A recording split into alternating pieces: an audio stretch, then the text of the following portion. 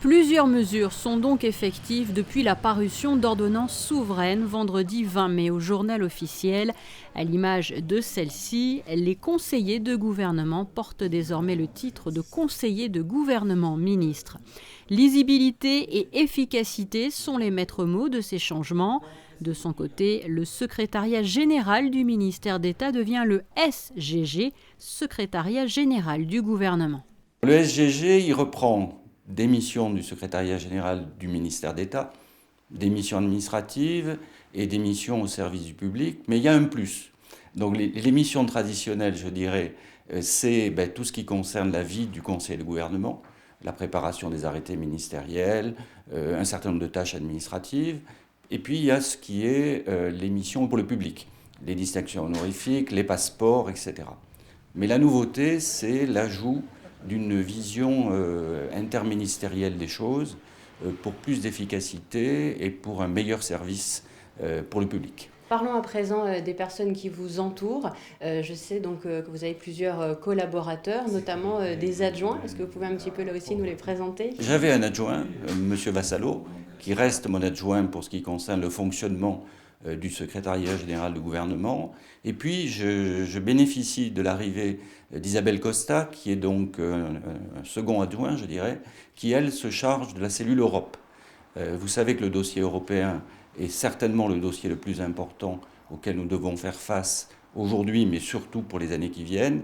Et donc, il était important de donner de la visibilité et de pouvoir, disons, assurer un meilleur fonctionnement, puisqu'il s'agit d'affaires qui sont interministérielles là aussi. Autre mesure, elle concerne le domaine de la communication. Le centre de presse disparaît, en termes de dénomination uniquement, et devient la direction de la communication.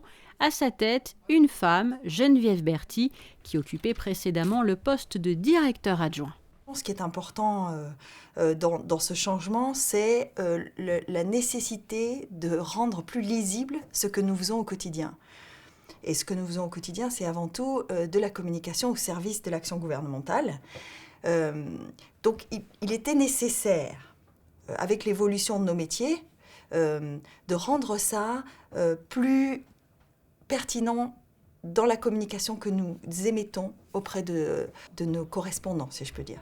Pour cela, elle est dotée d'attachés de presse qui font ce travail au quotidien. Et d'ailleurs, l'équipe est composée de 6 attachés de presse qui relaient cette information au quotidien et d'une partie essentiellement tournée vers la formulation du message. On veut donner le signal d'une dissociation entre les métiers de communication et les métiers d'information.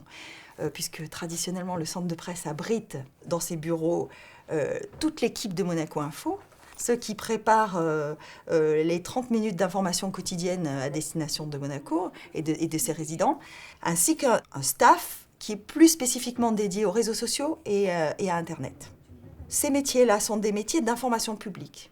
À terme, et c'est là-dessus que le ministre d'État a souhaité que nous réfléchissions, et François Chantray, d'ailleurs, a cette importante mission de réfléchir à une structure qui pourrait abriter ces métiers de l'information, indépendamment de la communication. C'est une réflexion qui doit aboutir à la création d'une entité dont le métier principal serait de parler de Monaco, et non seulement à Monaco, mais également à l'extérieur.